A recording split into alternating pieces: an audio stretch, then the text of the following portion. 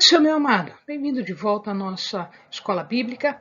Estamos ainda no livro de Marcos. Estamos falando do ministério de Jesus. Jesus já iniciou o seu ministério e ele está na Galileia, fazendo o seu ministério naquela região. Então, pega sua Bíblia, pega o seu caderno de estudos, ora o Senhor, pede a Ele discernimento, entendimento, conhecimento, sabedoria. Pede a Ele proteção para que nós possamos desvendar dos seus mistérios. Muito bem, Jesus estava já fazendo todas as ações, os seus milagres, as suas curas, os seus ensinos, enfim. Num determinado dia, ele determina então que os seus discípulos vão a Betsaida. Betsaida está aqui, ó, fica pertinho de Cafarnaum, então Betsaida, enquanto ele fica orando. Então, o que acontece? Ele manda os seus discípulos irem à frente de barco e ele fica orando enquanto isso. Quando ele fala para eles seguirem a Betsaida, diz a palavra que era de tardinha. Que horas é tardinha? Tardinha é depois das 6 horas da tarde e até o momento em que escurece. A partir do momento que escurece, nós já começamos a contar como noite. Então já tem aí uma outra forma de contar o tempo. São as chamadas vigílias da noite. Então eles estão indo para Betsaida, eles estão remando para Betsaida e eles estão tendo bastante dificuldade porque o vento era contrário a eles. A palavra diz que o vento era contrário. Então, o que acontece agora é que Jesus, depois de orar, ele vai em direção aos seus discípulos. Mas ele não dá a volta, né? Então, se o amado observar aqui, nós temos Cafarnaum aqui do ladinho, Corazim aqui, a região dos Gessarenos com Gadara, onde aquele processo foi liberto, Tiberíades está aqui, Magadão, Magdala, aqui para cá, e a planície de Genesaré, que dá o nome também a esse mar.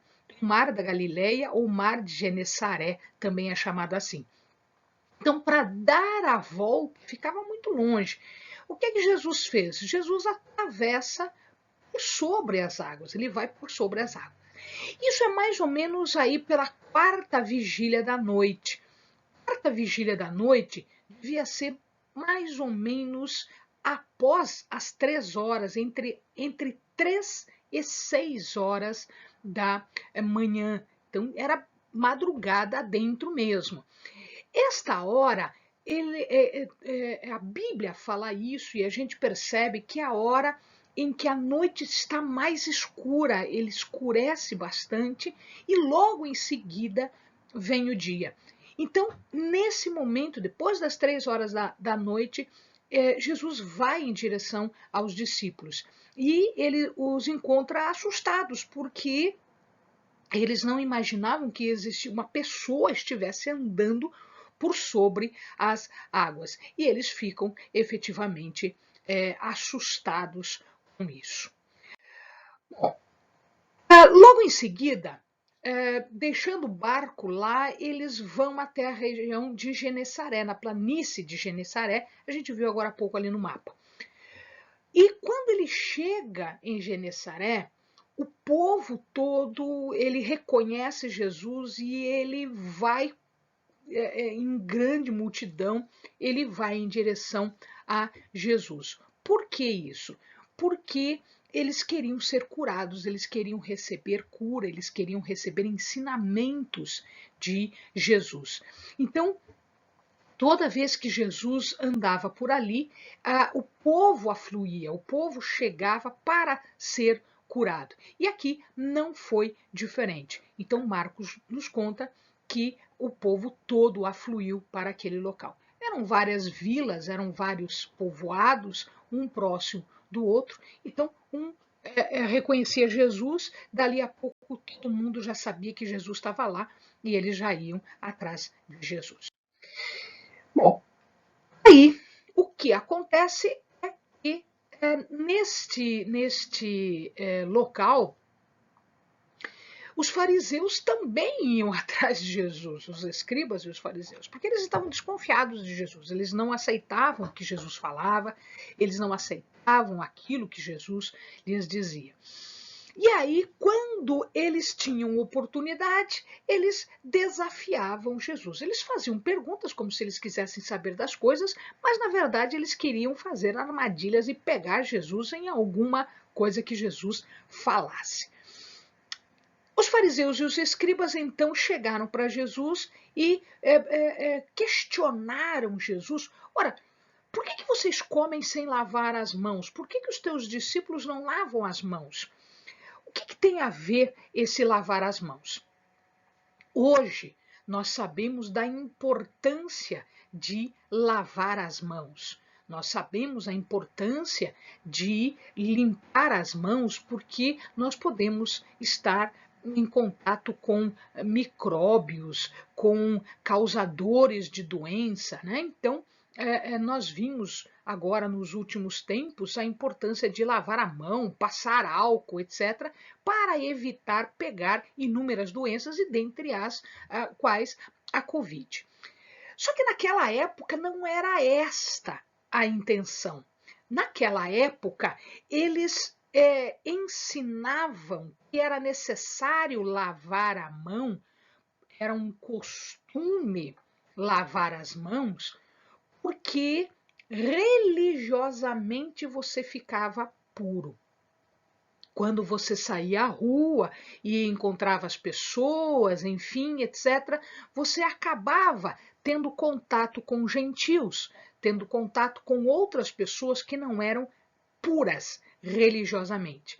E isso fazia com que você não pudesse honrar a Deus, adorar a Deus, entrar no templo, porque você não estava puro. Então, era uma questão religiosa, era uma questão de pureza religiosa, de poder adorar a Deus, poder estar na presença de Deus, né, ou no templo, enfim, exatamente porque você tinha lavado as mãos. Alguns eram até um pouco mais tradicionalistas e um pouco mais profundos, eles tomavam banho por inteiro quando eles iam no mercado. Eles iam no mercado, chegavam em casa, tomavam um banho para estar ritualmente puro, religiosamente puro, para não se misturar com os hereges.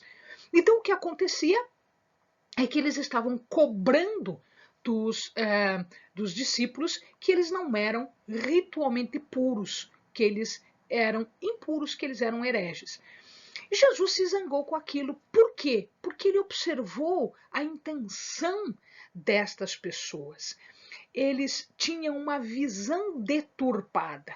E aí ele os acusa de hipócritas. Por que hipócritas? Porque a mesma regra que exigia lavar as mãos para ficar puro diante de Deus, também permitia que eles não auxiliassem pai e mãe. Então ele diz, ora, o que é que diz o quinto mandamento? O que é que diz? Diz que você vai ter que honrar pai e mãe. E honrar pai e mãe, na velhice, seria dar a ele o auxílio suficiente e materialmente que eles fossem possível para a manutenção deles, que fosse possível para a conservação da vida deles. Só que eles diziam, não, o que eu poderia dar para o meu pai e para minha mãe é corbã. O que é corbã? É oferta para Deus.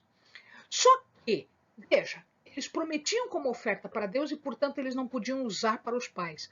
Só que lá na frente, eles simplesmente se desvencilhavam dessa promessa e usavam para si mesmo e nem davam a Deus e nem davam aos pais e deixavam os pais na miséria, deixavam os pais passando fome, passando necessidade. Jesus ficou muito irritado com isso. Então a regra que você cria é uma regra que não respeita o mandamento de Deus. Eles exigem algumas coisas, alguns costumes que são externos. Ele não vem da santificação, ele não vem da adoração, ele não vem da alma, ele não vem do coração. Não, ele vem como regra pura e simplesmente externo. Quer dizer, eu sou puro porque eu lavo a mão. mas eu não ajudo meu pai, então, nesse caso, você é hipócrita porque você não está cumprindo o quinto mandamento. E o quinto mandamento tem consequência de morte. Né? Então, ele estava comparando aqui, ele não estava dizendo que não era para lavar a mão. Ele não está dizendo isso. Você pode continuar lavando a mão antes de comer, antes de tocar em rosto, quando sai à rua, etc. Para evitar alguma doença, você continue fazendo isso, que é saudável. O que Jesus está fazendo aqui, ele está questionando uma regra que eles estão dizendo que é de santificação, é uma regra religiosa, quando na verdade não é uma regra religiosa. Eles acham que é só isso porque é uma aparência. Tanto isto é verdade que Jesus cita uma passagem do Velho Testamento, em Isaías, que diz: este povo honra-me com os lábios, o seu coração, porém, está longe de mim. Ou seja, na hora de você seguir os mandamentos de Deus, a hora de ser interno, você não é. Mas na hora de fazer de conta que você é santo, que você é muito respeitável, que é espiritual, etc., aí você acha de fazer, quando na verdade não tem sentido nenhum. Ali, Jesus vai para as cidades de Tiro, aqui em cima, e Sidom. Tiro e Sidom são cidades da Fenícia, eles não faziam parte, né? Então, aqui, ó, tá a Galileia, tá aqui, ó, né? Farnaum, Betsaida, tá aqui, ó. Aqui era o lugar onde Jesus ficava e ele fazia o seu ministério, nessa parte da sua vida. Ele sai daqui de Cafarnaum, ele saiu daqui, ele vai, atravessa e ele vai até Tiro e depois até Sidom. Por que ele faz isso? Por que ele sai dali? Porque, na verdade, as pessoas não estavam permitindo que Jesus orasse, que Jesus ensinasse, que Jesus... Por que isso? Exatamente porque a multidão não deixava Jesus dormir, descansar, orar, comer, enfim, ensinar. Então, o seu ministério começava a ficar muito pesado nesse sentido. Então, o que ele fez? Ele foi para a Fenícia exatamente para tentar ter um tempo com os seus discípulos e explicar as coisas, porque dali a pouquinho o maior dos atos de Jesus ia acontecer. E ali uma mulher veio pedir a cura para sua filha. As mulheres não eram tidas em alta conta, aliás, as pessoas não, os homens não consideravam as mulheres em alta conta, aliás, eles achavam que a mulher nem era capaz de fazer uma adoração.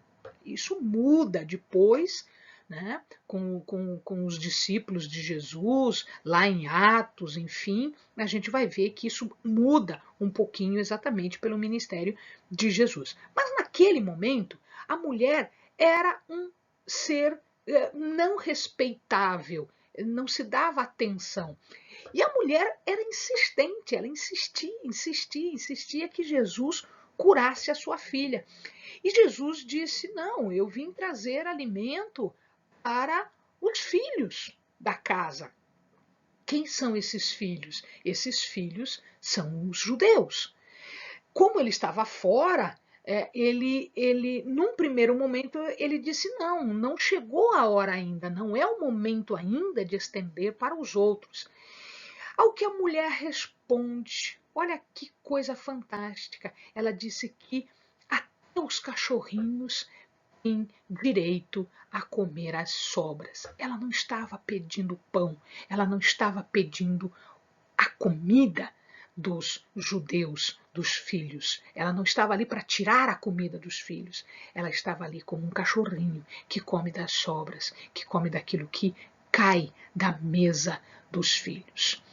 Amados, nós temos aqui uma das maiores declarações de fé que nós conhecemos, vindo de uma pessoa que não era judia, vindo de uma mulher, vindo de uma pessoa que era marginalizada, descartada como pessoa, que não era considerada, ainda mais porque a sua filha era possessa, e isso era sinal de pecado profundo.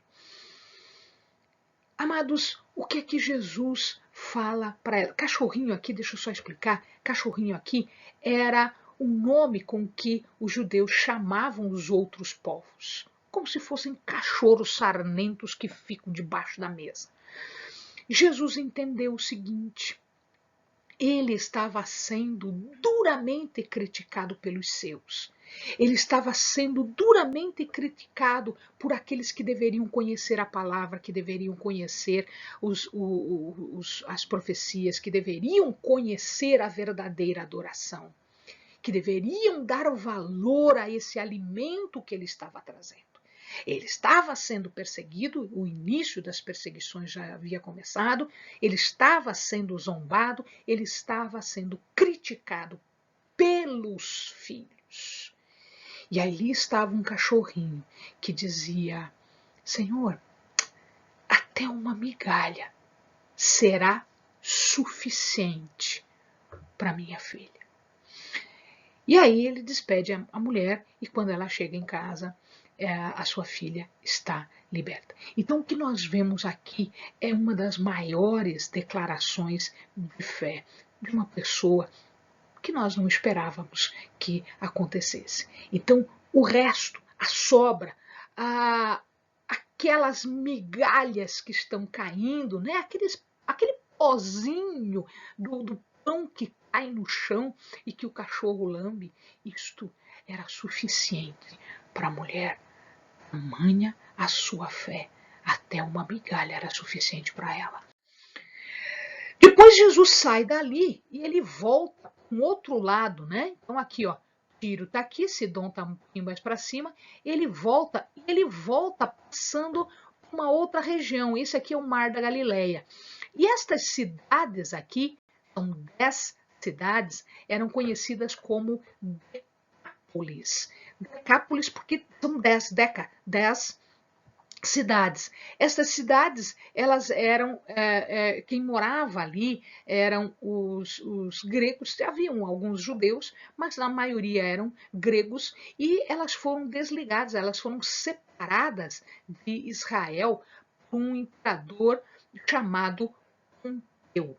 Então, eram cidades romanas de cultura grega, onde alguns judeus estavam. E Jesus passa por ali, ele está passando por ali, e lhe trazem um surdo, mudo. Então, havia dificuldade tanto em ouvir quanto em falar, porque esses dois sentidos estão bastante interligados. Jesus, então, ele coloca as mãos, né, os dedos no ouvido, né, os dedos no ouvido, e com a sua saliva ele toca a língua dessa pessoa, fazendo a cura dos ouvidos e da boca, no sentido de que ele poderia agora ouvir e falar. E ele diz uma palavra, ele diz efatá, que quer dizer abre. Ou seja, ele estava liberando a fala e o ouvir. E efetivamente a pessoa é curada em Decápolis. Depois ele passa por Dalmuta, que nós não temos a menor ideia de onde fica. Se você procurar, você não vai encontrar, eles não sabem nem que direção que é para lá, para cá, ninguém sabe isso. Isso aconteceu na segunda multiplicação dos pães. Olha que coisa interessante. Depois da multiplicação dos pães, Jesus também despede os seus discípulos e eles vão de barquinho, né, para uma outra região. E ele fala ali em Dalmuta que os fariseus lhe pedem um sinal. Amados, vamos combinar o seguinte, né? Jesus estava curando, Jesus estava ressuscitando mortos, Jesus estava ensinando, Jesus estava fazendo inúmeros milagres, Jesus estava multiplicando o pão, Jesus estava fazendo coisas que nenhum dos profetas anteriormente podia imaginar, eles previram isso, mas eles queriam ter vivido e eles não viveram. Jesus estava fazendo isso. Jesus estava realizando, não dando sinal, ele estava realizando todas as profecias que haviam sido feitas. E aí os fariseus, na sua cegueira, na sua falta de espiritualidade, na sua falta de fé, eles chegam e pedem um sinal para Jesus. Jesus diz o seguinte: eu não vou dar mais sinal do que já foi dado. Eu estou dando sinal e vocês não estão enxergando. Que diferença faz eu dar mais um sinal? Não vai adiantar. Então, ele não quer dar um sinal. Quando ele está no barquinho com os seus discípulos, ele ensina os seus discípulos o seguinte: cuidado, cuidado, se guarde do fermento dos fariseus e do fermento de Herodes. O que era esse fermento? Esse fermento é uma corrupção. Jesus está dizendo para eles tomarem cuidado com a corrupção, com a cegueira espiritual, com a falta de preparo, com a falta de fé, com a falta de adoração ao Senhor, com a falta de respeito aos mandamentos de Deus. Se guarda, amado, toma cuidado, se guarda do fermento do mundo, do fermento dos poderosos. Porque aqui os fariseus eram os que mais sabiam. Herodes era o manda-chuva, era o governador. Então, meu querido, tenha cuidado. Se guarda do fermento da corrupção. Se guarda do fermento do poder. Amém, amado. Bons estudos.